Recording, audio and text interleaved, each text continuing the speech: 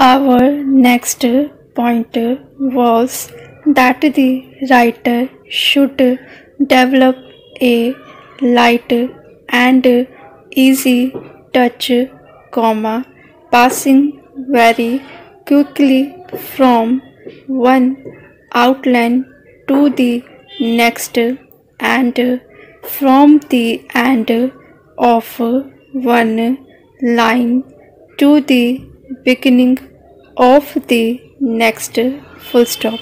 We very often see shorthand writers in the early days of their training, writing much too heavily full stop.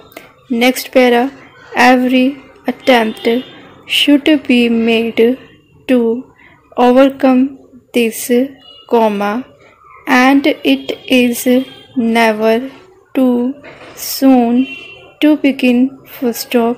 You can find out in the following way whether you yourself are writing too heavily full stop.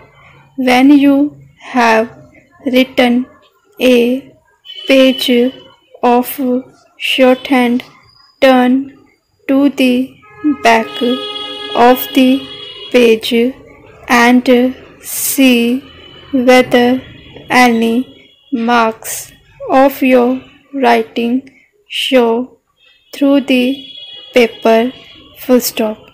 If they do, you will know that you are not writing lightly enough to get the best results full stop.